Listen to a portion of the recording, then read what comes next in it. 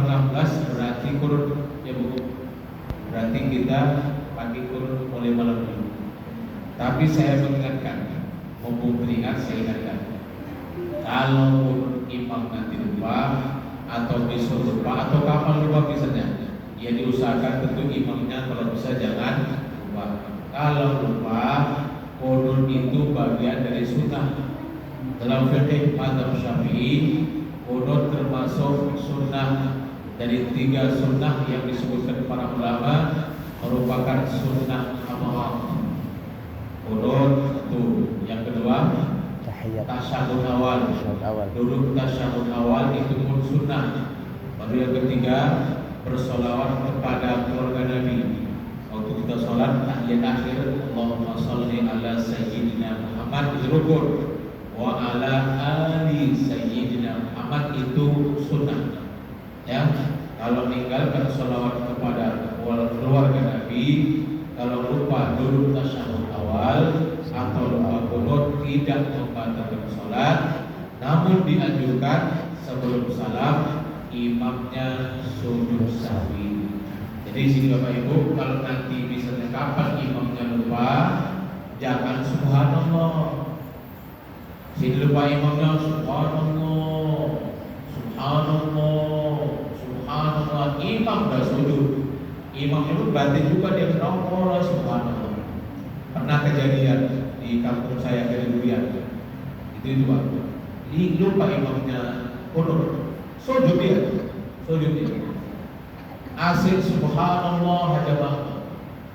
Ya. Kebetulan di shop pertama di paling kanan di kanan atau Mas Dedi kalau saya sebut pedalaman masih familiar. Imamnya sudah sujud, lupa qunut. Subhanallah, subhanallah, subhanallah. Gak sabar dia di kanan qunut. Akhirnya apa? Mohon maaf, imamnya pun tahu juga. Bangkit dia, udah sujud kan rukun. Balik dia untuk mengerjakan yang sunnah. Maka secara hukum sholatnya dianggap batal. Ya, jadi kalau sudah sunnah lupa, no problem. Kalau nanti imamnya nggak lupa, dia ingat sebelum salam, bil alamin innaka hamidum majid.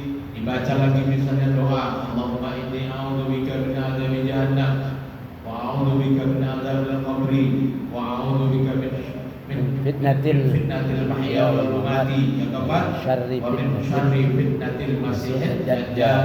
Sebelum salam sujud sahwi. Sekali subhana man la yanamu wa la yasud, 3 kali Allahu akbar. Dulu dia enggak baca apa-apa, sujud sekali lagi. Habis sujud kedua bacaannya sama juga subhana man la yanamu wa la yasud, duduk baru dia bersalam.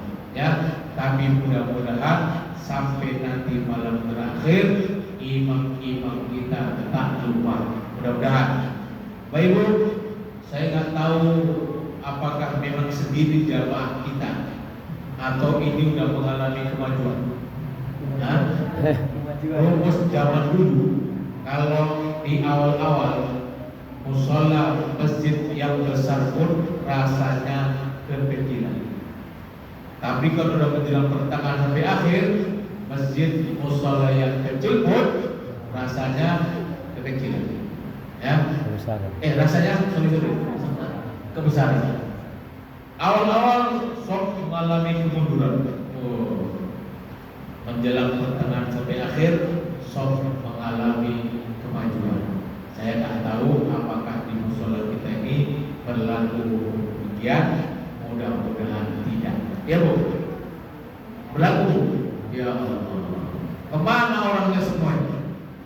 Gak tahu alasan, gak ngurus orang. Ya betul. Saya bukan apa-apa. Mohon maaf ya. Soal tarawih ini harus dipaksa. Saya tahun lalu udah sakit.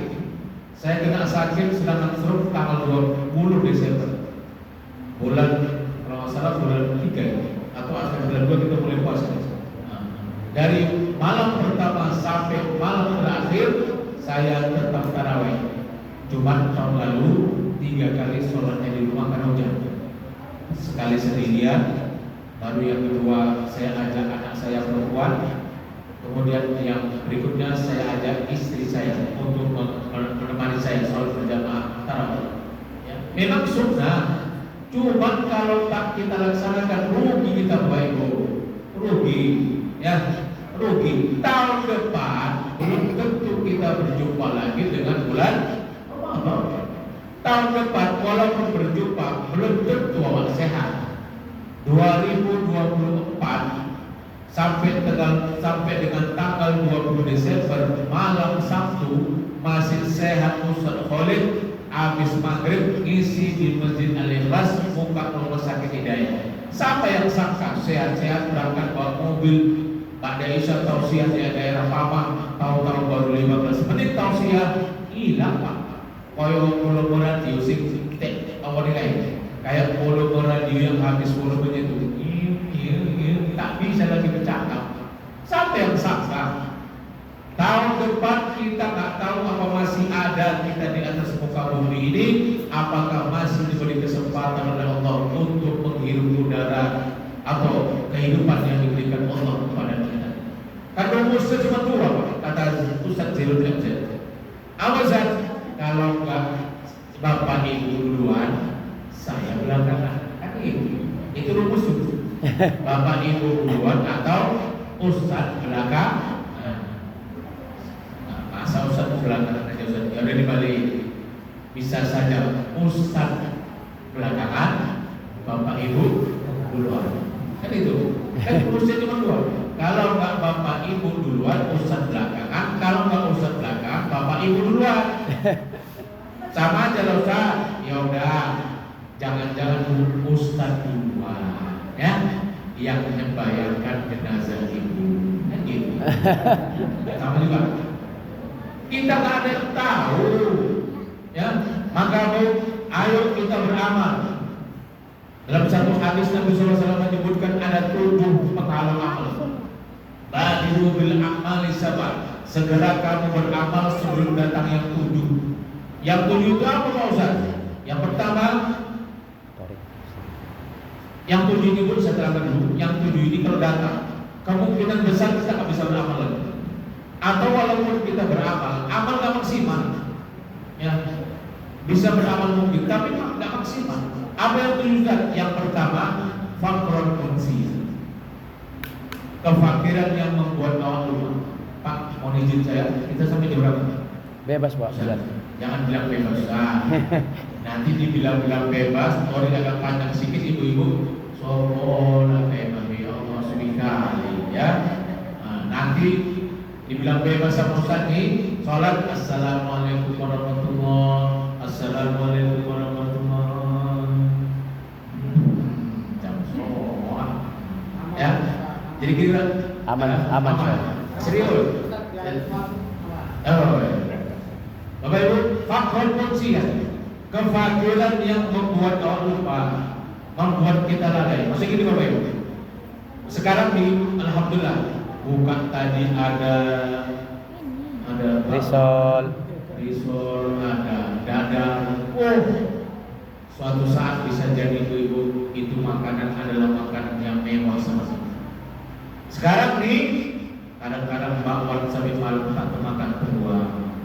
Tahu isi, saking banyaknya terbuang. Teh manis, saking banyaknya terbuang. Mana yang Pak? Alhamdulillah masih lama gitu. Ayo kita beramal, mumpung masih sehat, mumpung masih mampu, mumpung masih dalam keadaan kita semua gampang. Saatnya nanti ada di masa di mana kefakiran serba kekurangan membuat kita sulit untuk beribadah. Saya dulu pernah tinggal di stasiun. Waktu sholat subuh, saya mau berangkat sholat subuh, nyebrang. Mana kalau saya sebutkan pabrik kita aja gitu, ya, lewat dia mau kerja. Ustaz, udah sini sekarang? Oh iya Kak, kemana kerja? Azan lagi. Iya Ustaz, alhamdulillah Ustaz, namanya bidan.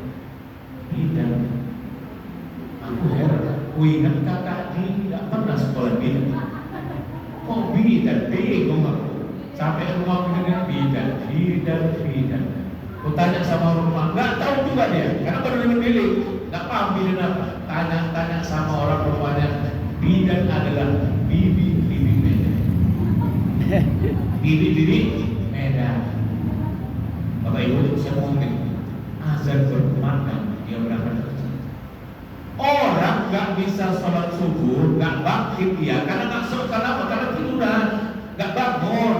Dia bangun, mungkin pun bangunnya setengah, mungkin pun bangunnya dia ya sebelum azan lah, tapi dia bangunnya bukan untuk Allah, dia bangkit, dia bangun untuk manusia. Apa sebab? Faktor manusia, kekurangan, kefakiran yang membuat dia lupa. Ya, mohon maaf, namanya bibi Medan. Kurasa tai anak Cina tulang dicuci tiap hari. Bisa jadi. Tapi apa boleh buat? Kefakiran yang membuat dia lupa. Ayo kita beramal sebelum datang masa yang sulit. Yang kedua, ghinan ghaya. Kalau tadi miskin, sebaliknya. Ayo kita beramal sebelum datang masa di mana wah kaya dan kaya itu membuat kita sombong. Ya, ibu kepingin jadi orang kaya, kepingin doanya tiap hari doa menjadi orang kaya. Ya, udah kaya, Ya. belum sama. Aku pun masih tiap hari doa kepingin jadi orang kaya, nggak kaya. Kenapa? Bisa jadi Allah tahu. Allah lah oleh masuk rai koyo kui, nek jadi wong koyo sombong. Usah pakai doan. Sawon kodo kodai pada nak kayo, tokine sombong. Bisa jadi. Makanya wak sombong, makanya kita kaya seperti itu. Kadang-kadang kekayaan itu buat sombong. Salah bang, sudah terbukti. Korun sudah terbukti. Fir'aun raja kaya sudah terbukti. Tapi mohon maaf Bapak Ibu, kadang-kadang kaya sombong ini yang buat sombong orang kaya kadang-kadang kita. Betul kan? Tak tahu sah, dan itulah. Kadang-kadang yang buat orang kaya sombong itu apa? Karena gini, kita kadang-kadang di masyarakat itu kalau orang miskin bercakap, ya, ngasih usulan, nggak kita terima. Tapi nanti orang kaya ngasih usulan, orang kaya jago pidato, apa kita gitu? Orang kaya jago pidato, apa kita gitu? Semua orang kaya dia apa kita gitu? Wis koyo jago pidato. Yang miskin jago pidato bahkan lebih hebat, apa kita gitu? KCC. Apa itu? Kajian cocok. Gak eneng, ya kan? Itu loh. Orang kaya kalau dia pendiam, orang kaya pendiam, nggak banyak cakap. Apa kita bilang? Berwibawa. Wis koyo menengah. Berwibawa. Betul. Kalau orang miskin pendiam, apa kita bilang? Orang miskin dia longor. Kalau kayak Ustaz di ceramah dia, betul. Orang kaya kalau dipakainya semua barang, gelangnya, kalungnya, semuanya cincin yang dipakai, apa kita bilang? Wajah. Tapi kalau yang miskin, walaupun asli dipakainya semua, apa kita bilang? Meleleh, mitasi. Kadang-kadang itu buat orang kaya sombong itu agak dia asal bercakap mengusulkan ide diterima langsung, tapi orang miskin tidak. Tapi ala boleh hal saya ajak kita semua, ayo mana tahu sebentar lagi kita semua jadi orang kaya, ya, karena memang boleh harus jadi orang kaya. Karena mau haji kaya, mau bangun masjid kaya, mau bangun sekolah, mau bantu anak yatim, mau bantu fakir miskin. Kalau bisa kita punya kaya, hati-hati. Kadang-kadang kaya orang sombong, dan hati-hati gara-gara itu lupa kita sombong, kita bukan hanya kepada manusia, tapi sombong juga kepada Allah. Yang ketiga, 7 sampai 5 menit. Kakek. Ya. Yang ketiga, ayo kita beramal. Sebelum apa? Mau kita uji izin. Beramal kita Bapak Ibu sebelum datang kematian. Kalau kalau udah mati, gak lagi waktunya kita beramal. Tapi waktu kita menyesali, kenapa kok waktu hidup kita tidak beramal? Kamu, orang pelit itu, contohnya orang pelit. Orang pelit itu paling menyesal nanti begitu masuk ke dalam kubur. Orang pelit begitu masuk ke dalam kubur paling menyesal. Surah Al-Munafiqun di ujung. Rabbi laula akhartani ila ajalin qarib fa asaddaqa wa akun minas sholihin. Manfaat Bapak Ibu, orang pelit begitu dimasukkan ke dalam kubur dia ngomong, Rabbi Tuhanku, laula akhartani ila ajalin qarib, jikalau seandainya kau tunda ajalku barang sedikit aja, fa asaddaqa, aku pasti akan bersedekah. Orang pelit itu nyesalnya juga waktu meninggal. Ya. Kita pelit kan? Ibu pelit kan? Hah? Nah, ibu pelit kan? Nah, suka sama orang pelit?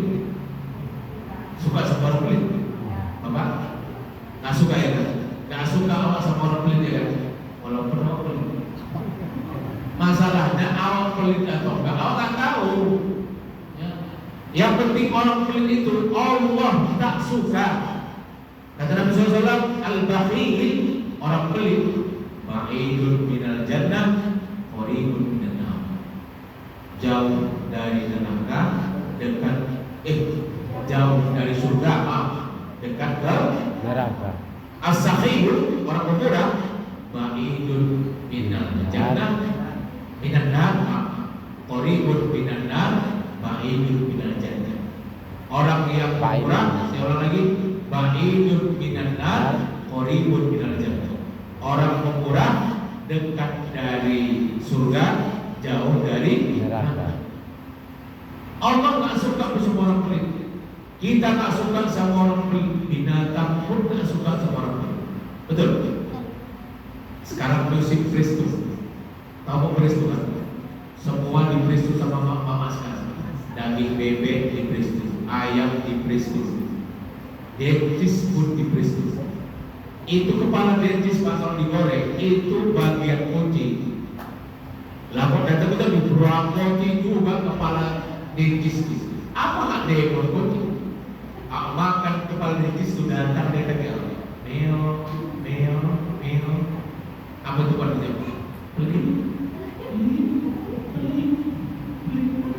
Allah nggak suka, manusia nggak suka, binatang pun tak suka. Dan kita menyesal kalau nanti sudah mati. Hari Jumat, hari Ahad, kalau di sini sama-sama kami saja. Kalau kami di dunia, hari Jumat, hari Ahad, hari Minggu, datang itu anak-anak etek bawa kotak infak.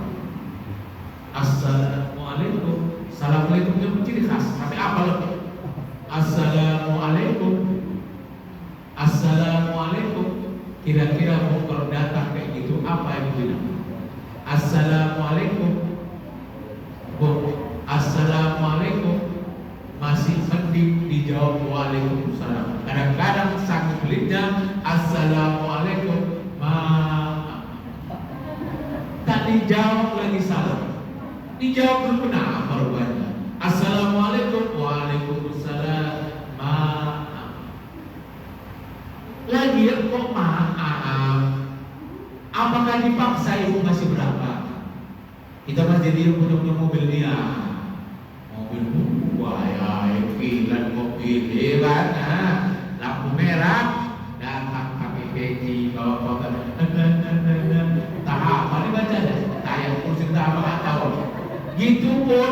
Gitu pun Bapak Ibu udah pakai peci dia baca Bismillah, a'udzu segala macam, sambut kita bilang. Kadang-kadang kita buka kaca, ya masih bukan kita, contoh bukan kita. Dibuka pun tidak, Pak. Ya Allah, buka kasih 2.000. Anak-anak RM atau remaja musola datang ke rumah-rumah kasih buku. Dia nggak maksa kok 20 itu di mana? Dia 20 diterima lah. 2.000 pun diterimanya. 5.000 oke, 10.000 mantap, 20.000 oh, apalagi libur, ya. Artinya apa? Dia nggak maksa.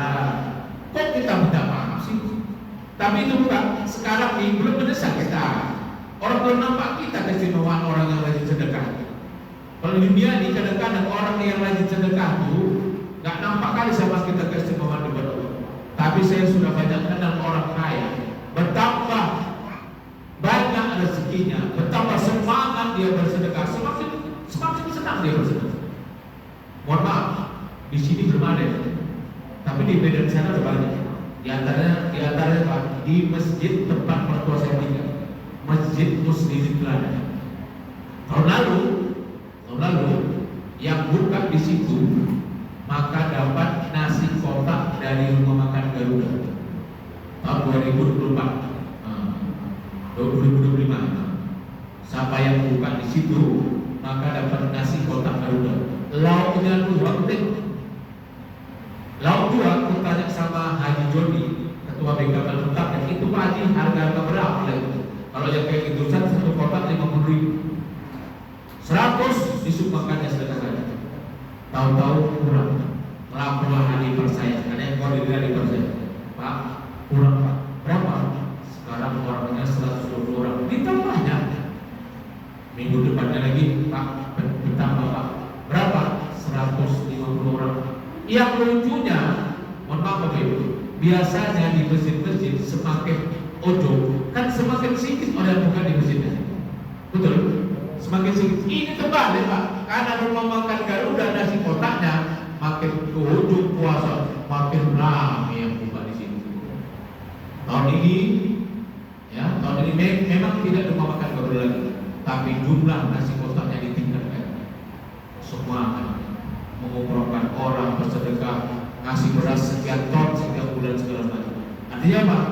Orang yang rajin bersedekah, batin yang merasa puas, batin yang merasa nikmat. Baru di dunia, di akhirat nanti baru masuk dalam kubur, orang yang seperti itu sudah merasa.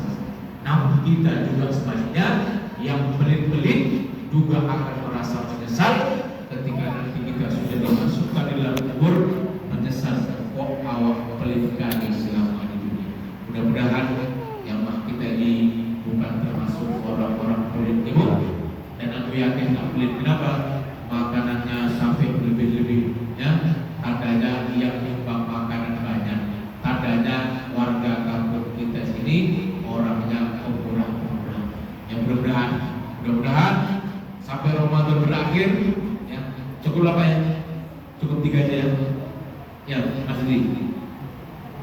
Hah? Ya. Penasaran.